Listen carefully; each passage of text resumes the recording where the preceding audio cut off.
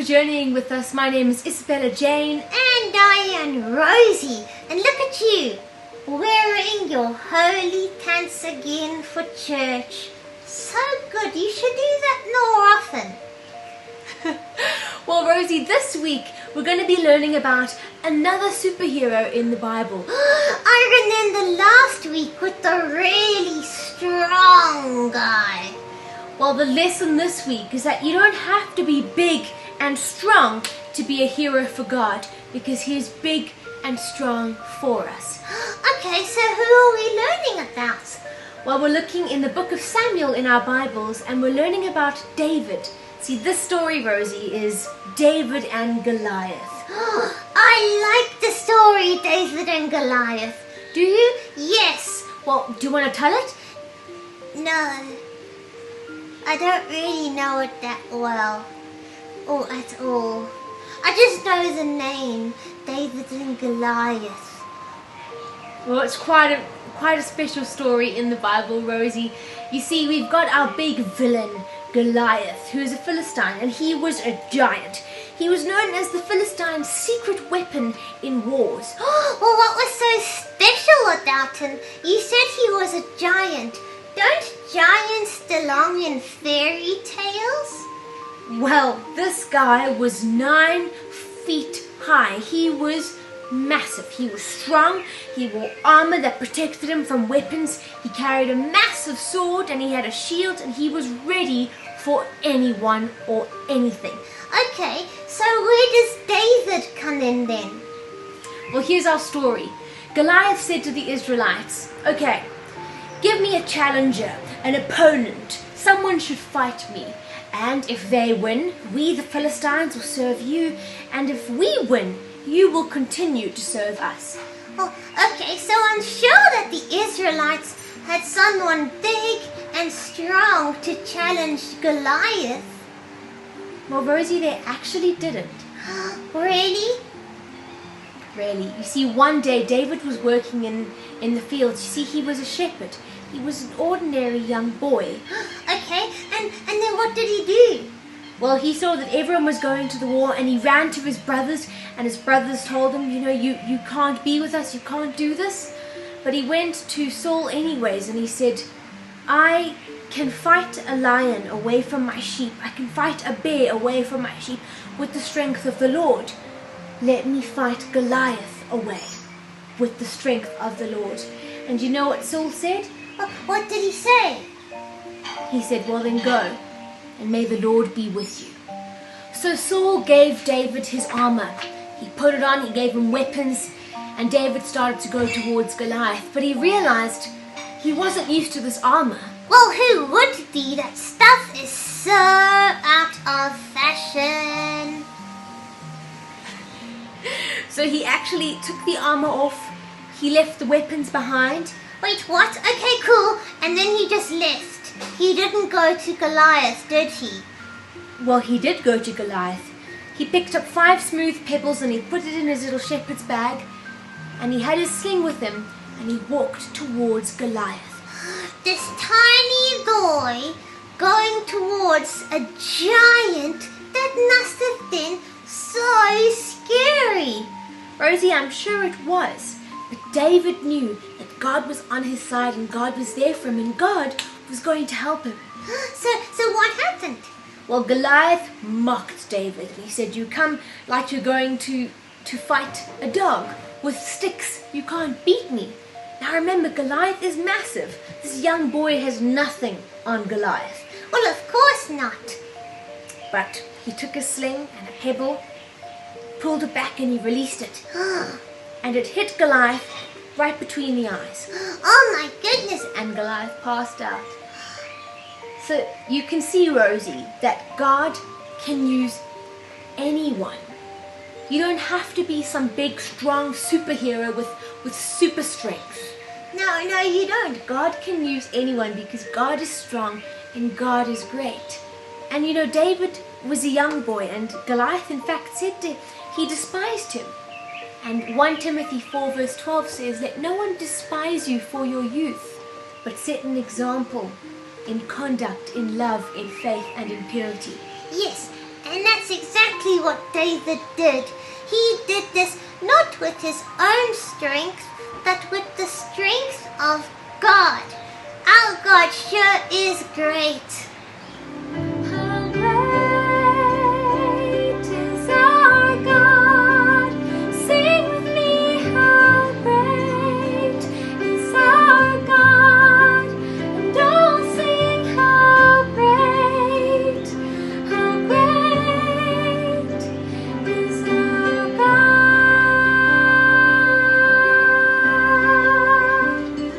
How great is our God? Sing with me. How great is our God? And all sing. How great Is our God.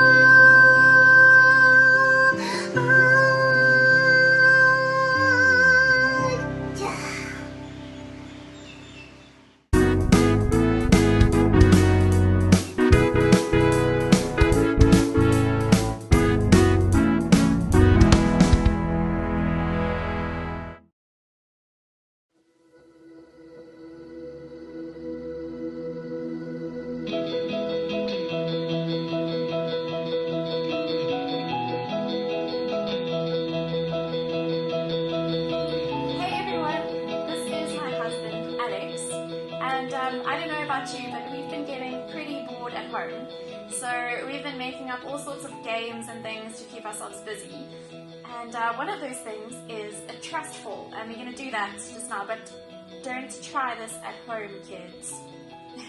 And if you really can't resist, you can do this with adult supervision only, and if you do it, please ask Mom and Dad to record you doing this, and they can post it on Facebook and tag me or tag Rosebank Union Church, or they can WhatsApp it to me. So, are you ready? Let's do this. But wait, how do I know that I can trust you? No, can you? Well, let's see.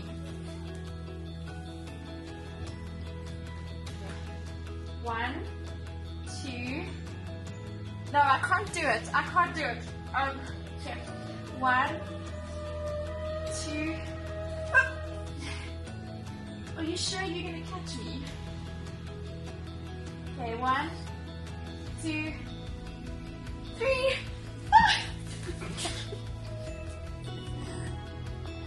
Well, we don't always know that we can trust people. But have you ever wondered if you can trust God? We say we trust God, but can we really trust Him? How do we know that God will keep all His promises? And can we trust God with everything? Or is it only with a few things that we can trust Him? Well, this is what we're going to be exploring together today. How did I know in the trust fall that Alex would catch me? How did I know I could trust him? Well, I have seen Alex do something that is much bigger, much harder than catching me when I fall a short little distance. I have seen Alex drive my car several times without damaging it at all. And I know if he can do this big thing, because he can do this difficult thing, I can trust him to do anything else. Anything else is quite small compared to that. So it's like I'm saying, for Alex to drive my car without damaging it is like he is picking up 300 kilograms. And to catch me when I fall a short little distance is for him to, is like he is picking up 3 kilograms. Not that I'm saying I weigh 3 kilograms, but if Alex can do this difficult thing, which is like picking up 300 kilograms, then I can say for sure he can do the easy thing, which is like picking up just 3 kilograms. And if we want to know if we can trust God, we can think about it in a similar way. Today we will see that God has done one really big thing that makes everything else a piece of cake for him compared to that. And because he has done this big thing, we know for sure we can trust him to do everything else. Let's dive in to our Bible passage for this week. And we're going to read together from the book of Romans. Remember Paul from last week? He wrote this book. So let's open at chapter 8, and we're going to be reading verse 32. And where you see the word he, it means God. Let's read together. He who did not spare his own son, but gave him up for us all, how will he not also, along with him, graciously give us all things? So this verse is telling us that God did something really big that makes it possible for us to trust him with everything else. It makes it possible for every other promise of his to be true. What is this big thing? Did you spot it in the verse? That's right. God gave up his son Jesus for us all. Now let's pause for a moment and think about why this is so incredibly big. Well, first of all, God did this for us while we were still his enemies. We learned about this in the first week of our series. While we were still sinners, Jesus died for us, even though he never sinned. We didn't do anything to deserve this. We can't do anything to make God rescue us. And yet, because he loves us so very much, he sent his son Jesus to take the punishment for our sin, so that when we trust in him, we are forgiven and we can live as God's friends forever. Now, this already makes it really big, that God would send his son to die for his enemies, to make them his friends. But what makes this even bigger is that God gave up Jesus, who is God's one and only beloved Son. Can you remember in the Bible, there's a guy called Abraham. We read about him in the first book in Genesis. What did God ask Abraham to do? That's right. God asked Abraham to give up his son Isaac, to sacrifice him. Now, Abraham trusted God, but this must have been incredibly difficult for him. It must have been so hard, especially because Abraham had to wait for so many years before Isaac was born. But in the end, God spared Isaac's life, and he provided a ram for Abraham to sacrifice instead. But this is not what God did with his own son, Jesus. No, we read in the verse that God did not spare Jesus' life, but he gave him up for us all. So in doing this very big thing, to give up Jesus for us, God has done the biggest thing he could ever do for us. And in that, he has taken care of our biggest problems, sin and death. And because he's done that, we can say for sure that he can do and take care of absolutely anything else. But wait, there's one more important question we have to ask. We read in this verse that Paul said, since God has given up Jesus for us, then certainly he will give us all things as well. Well, what are these all things that Paul is talking about? Is Paul saying that if we trust in Jesus and we ask God, we will get whatever we want? Is he saying that our lives will be comfortable and run smoothly? Is Paul maybe saying that God will help us to be the very best at everything we do? Well, no. God does not promise that our lives will be comfortable, without pain, and easy if we trust in Jesus. But he does promise that we will have everything we need to live life for him and with him forever. Now, this is really wonderful. It shows just how loving God the Father is. You know, just like your mom and dad won't give you everything you want because they care for you and they know what is best for you and they really love you, God doesn't give us what we want. But he does give us what we need. And there's nothing we need more than what he has already given to us in Jesus. In giving up his own son, he's given us everything we need, and that is to live in a right relationship with him, to be rescued from the punishment for our sin, to be set free from the power of our sin, just like we learned last week, and to become more and more like Jesus until one day we are finally made perfect. So what has God promised us then? What are these all things that we'll get if we trust in Jesus? Well, so many amazing things. The Bible is full of promises, but just in these couple of verses around the one that we read today, we see so many incredible things. And I would really encourage all of you to go and read Romans 8 verses 31 to 39 with your families today. So just in those couple of verses, God says that everything will work together for our good.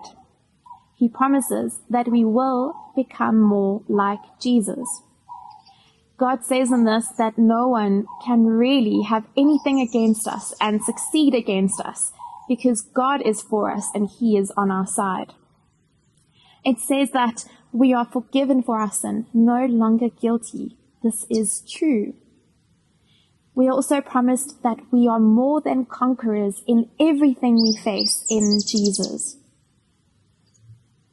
We know also that nothing else in all of creation, the things that we see and the things that we can't see, nothing at all can separate us from God's love that we have because of Jesus. And we also know that we will live with God forever, even after we die, and that this life will not be perfect, but one day Jesus will return and He will restore everything again.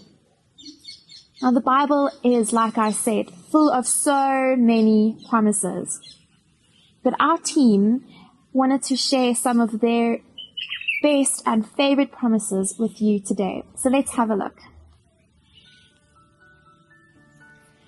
I trust God to look after me in difficult or dangerous times, because in verse 7 of Psalm 121 in the Bible, it says, "The Lord will guard you from all dangers. He will guard your life." So, I don't need to be afraid of any situation, because Jesus is always looking after me. I trust God to help me, because in the Bible, in Psalms 121, verse 1 to 2, it says, "I lift up my eyes to the mountains. Where does my help come from? My help comes from the Lord. He is the maker of heaven and earth." God has helped me so many times in my life. He is always there watching over us and watching over you. In Philippians 4 verse 19, Paul reminds us of God's promise that says, "My God shall supply all your needs." And so in this difficult time, I thank God for the provision of food and a home for my family. After university, I wasn't sure what I was going to do next, but I trusted God to guide me, as He always has. Because in Psalm 32 verse 8, God said that He will instruct you and teach you in the way that you should go. I, God, will counsel you and watch over you. I trust God to give my life and my work meaning, because He says in Ephesians 2:10, "For we are His workmanship, created in Christ Jesus, for good works, which God prepared beforehand, that we should walk in them." I know that God will always be with me, helping me to be strong and brave.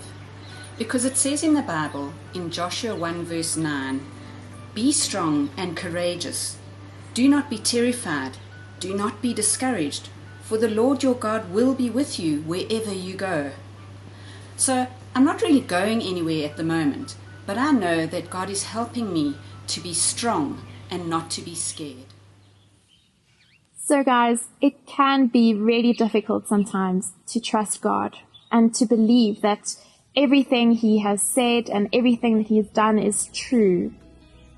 But always remember, God has given us the biggest gift He could ever give. He's done the biggest thing He could ever do.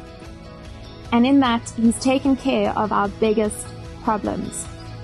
And because of that, we can know for sure that He will take care of anything else.